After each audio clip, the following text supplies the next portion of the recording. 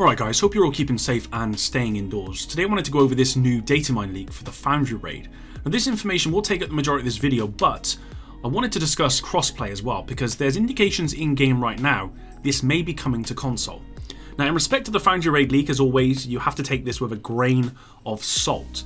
It's very detailed, but that could just be overcompensation to make it look more authentic. If you remember the leak of the Dark Hours raid, which included hunters and escaping a bridge, you realise how far off these things can be. But if it's true, then it's important. Everyone gets this information, as it does give you the lore for each boss along with a clue to their abilities.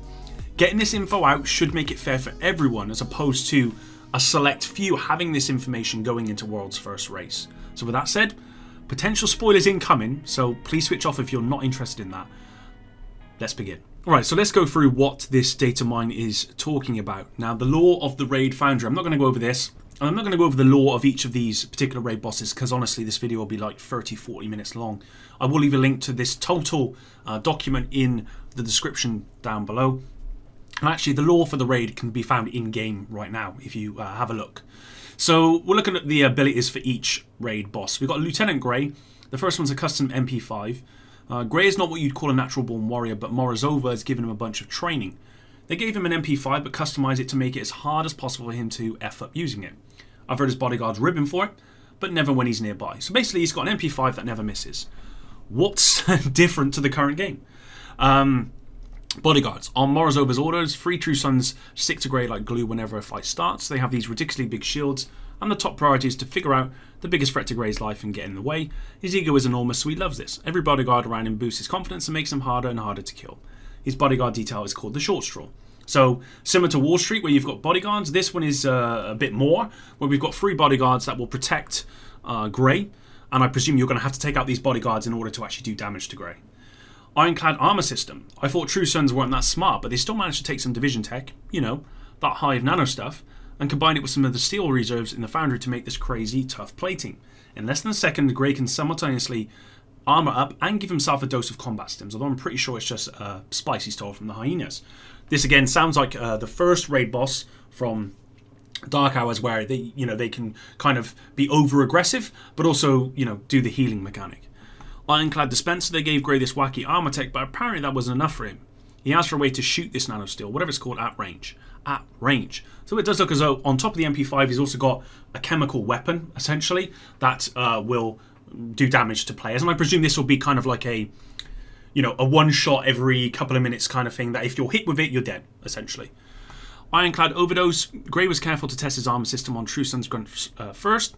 It was assumed they'd mostly die from it, so it was given to those due for punishments. Pretty soon they discovered that the test subjects' bodies went haywire when totally soaked in this stuff. Adrenaline spikes through the roof. Total combat beast. Ever since then, Grey's been burning through his personal supply most nights. I guess it's quite the rush.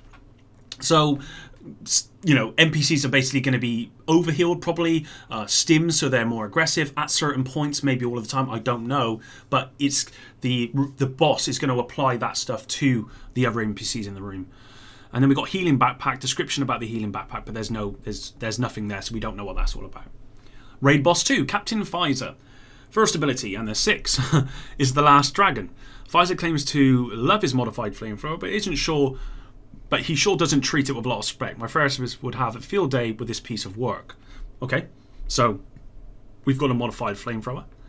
We then got propane injection system. Pfizer bullied one of the engineers into bolting an extra fuel tank onto his flamethrower and keeps it full of propane. Loves cranking it up and turning the flames blue. The more he cranks, the more dangerous it looks. He's going to blow himself up one day, hopefully somewhere I can watch. And again, that's pretty self-explanatory. He can obviously crank up that flamethrower, and once it goes blue, it's probably at its most deadly, and you don't want to be caught in that. Raid boss ability 3, Hellfire Grenade. I happen to know for a fact he just has standard issue incendiary grenades, but he just loves making S sound more epic. What a douche. You got to be careful of monetization here, guys. So we've got something called the Hellfire Grenade, but apparently it could just be a standard incendiary grenade. We'll have to see. Firestorm. Pfizer constantly flaunts safety protocols like it makes him an action movie star of summer. I've seen him spray gallons of gas into the air, then set it on fire just for S and giggles. while he was still standing in the middle of it. Funny that he never does that without his fireproof suit, though. Really brave boy. So that might be the way we take him down eventually. We somehow knock off his fireproof suit, and then there would be the firestorm, which we set on fire, and it actually sets him on fire, and that's how it does damage. Hotshot, Pfizer's dumb pet name for that cannon stuck on top of a railcar. It's World War II level at best, but the True Sons have a weird hard-on for that historical stuff. Pretty sure that means it's more vulnerable than usual to modern explosives, though. The stuff we can make now is a billion times stronger than it was back then. Unfortunately, I have no idea how I'd get my hands on any of these True Sons cards up my ass. So, there's going to be a gun, a cannon on top of a rail car. I presume that the way to take that down is using modern explosives. I don't know how that will be done, but that appears to be something we're going to have to do. Control room infrastructure. Even the True Sons brass still don't completely understand how the Sandforge control rooms works, which is fine by me. It means I'm still useful and less likely to get shot. This one idiot keeps messing with the panels right outside the door and shutting down power to the whole place. Still, at least it makes me look smarter when I can restore the juice. So there may be this interval where the power goes off, and at that point you can't do anything to the boss for whatever reason, or it goes completely dark, and you have to find a way in order to turn the power back on to do damage, or to at least see what you're doing. Possibly. I don't know. I'm just going by the description here, but it gives you an insight into what to expect. Raid Boss 3, Lieutenant Williams with 7 abilities. Wow. You got the furnace. I was never allowed to get near this monster. I'd need years more training, which obviously ain't going to happen now. It doesn't help that the guys love to scare me with horror stories of how easily it can get out of balance and how fast it could all melt down if you weren't on your toes. One poor dude apparently got melted to the wall by a blast of super hot steam. Right to the wall. You do not F with a furnace unless you are deranged. You have a death wish, or both. Which is why I'm not thrilled that Williams has taken an interest. So it looks as though this particular boss is going to use the furnace as their power, and it does appear you have to keep the balance, otherwise it basically gets too hot and it shoots out steam, which may probably wipe everyone. Chimera Chem Launcher. We're going to need hazard protection, guys. That is clear. Williams has a chem launcher from an agent he killed, but he modified it so he can swap it super fast between two different types of ammo. Apparently only chemical warfare and straight up war crime level stuff can give him whatever sick thrill he's after. This guy. That's pretty self-explanatory. We've got Corroder. True Sons engineers are constantly telling him not to mess with the oxidizer recipe too much. If they're lucky, he ignores them. If they're unlucky, he takes it personally, and they tend to disappear. Either way, he ignores anything they say, basically cranks up the toxicity way beyond safe levels. I'm surprised his chem launcher hasn't melted from the inside out yet. So we're going to have a much stronger oxidizer from this particular boss than what we as agents could ever do. And that's going to be important because hazard protection. Wildfire. Regular fire starter ammo is already pretty effective. It starts fires. What more do you want? Well, turns out William wasn't satisfied with that and made a new version. He used live targets until he was satisfied it burned as hot and as long as he wanted. He used my friends. He didn't need to do that, but he did. One day, he'll get what's coming to him. So, fire starter, more powerful. Brilliant. Fire and gas and stuff. Lockdown seeker mice. Oh no. More tech stolen from the Division because, of course it is. From the way they talk, I swear the True Sons think they are warriors of truth and justice or some S. But they're just thieves and murderers with rank and uniform, if you ask me. Riot Foam is already annoying enough. And Williams put it in seeker mines so he can nail people from even further away because he's a person. So, wow. Okay, so he's put Riot Foam in seeker mines. Okay, well that sounds. I don't think that's okay. I mean, what they're doing is they're taking our tech and just making it better. Why can't I'd love to have that tech? That'd be awesome. But it also might be something that comes in the future. If it's something being added to a boss, then it's possibly something that we get in the future. Reinforcer unit. He was originally kind of annoyed at having to carry this around. He said it would slow him down, but personally, I think he's a bit of a masochist. Way deep down, this gets in the way. Morozova insisted though. And when she does that, it's the end of the conversation. Even Williams isn't crazy enough to question her. So, okay. And then we've got Corrosive Haze. Williams is literally so toxic that you can't get close to him without being hurt. He is aware of the irony here. Who knows? Who cares? So, he's basically going to become very... Basically, you can't get close to him because you're just... The radioactiveness is just going to be crazy. He's basically a walking Chernobyl is what we've got here. Raid Boss 4... Colonel Morozova, and that's the main dude or woman. Sounds like a woman, possibly, not sure. 7 abilities. Iron Horse. I honestly had no idea Morozova could make something like this in only a few months. I didn't even know the rail network was still intact, but she always does her homework, so I guess she's picked up something everyone else just forgot about. The whole thing has massive steel plates all over it, so regular weapons won't even tickle. It can carry God knows how many troops, and even And every railcar seems to have a different and even more terrifying weapon on top of it. Mortars, machine guns, all sorts. Oh, and its name, that sounds slightly racist to me. Classic True Sons. Okay, so you're going to have to find a way to take down this Iron Horse, which we don't know yet. Earthshaker Cannon. When your whole thing is using a sledgehammer to crack every nut, then of course you're going to have the biggest cannon anyone has ever seen stuck at the top of a massive armoured train. Of course you are. At least one True Son schmuck went permanently deaf because he stood too close during a test fire. It makes the ground literally shake, so I guess that's why they call it Earthshaker. Real creative, the True Sons. If it does actually make the whole thing shake, then you're going to have a real trouble trying to aim at whatever you're trying to aim at, because your aim is going to be way off as a result of that. And that's, again, a mechanic which I don't think we've seen before, and that would be cool. Shock harpoons. Oh no. When I hear shock on anything, I'm not happy. Honestly, I didn't even realise this was a thing. Maybe it isn't. And Morozova just has a brain that works in a really weird way. Who puts harpoons on a train, then plugs them into a generator so they zap the ground like that? Okay, so it's going to be a ground attack that basically, and it'll probably show up like we've had in previous, maybe in Division 1 was it? Where you could have, even in the Division 2 where the ground has like a red marker and it sets the whole thing on fire. You're going to have something similar here, I presume, but it's going to shock you.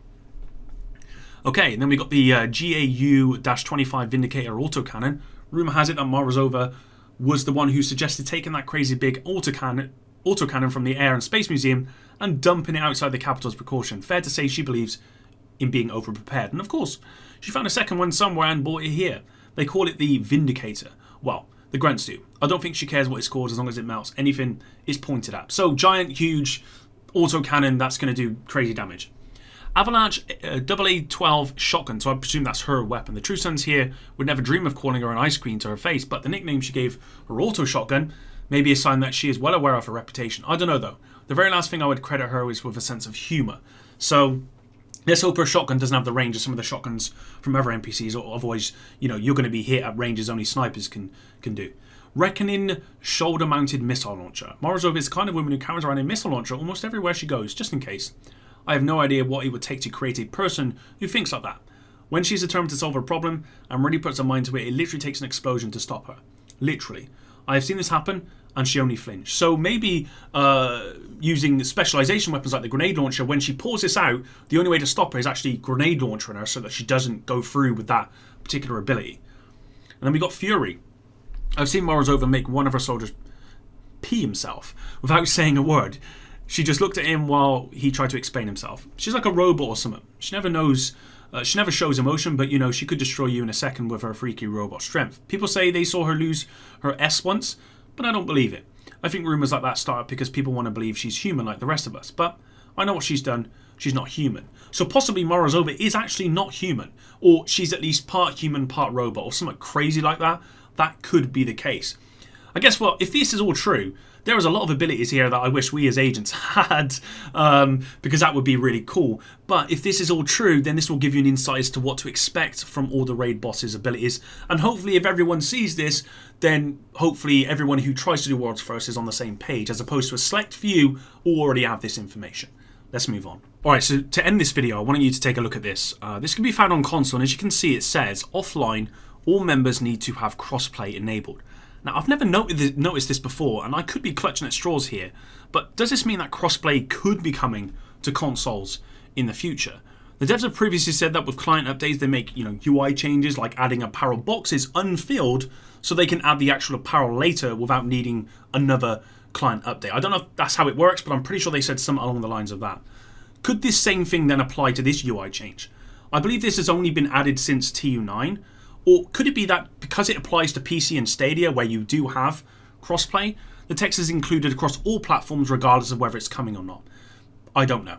It's just something interesting I wanted to bring up, and maybe in the future video we can talk about crossplay in more detail, as I think it's something that I think a lot of people would like to see. Well, that's it for today's video, guys. I know this was a long one. I apologise for that, but if you stuck around to the end, really do appreciate it. Now, I hope these raid leaks are wrong, because I really wouldn't want to have all of that spoiled before we all go into the raid. But I don't know, guys. I've seen a lot of stuff about this, and it looks to be pretty accurate from what I can tell. Anyway, thanks very much for all your support, and until the next one, guys, Epic out.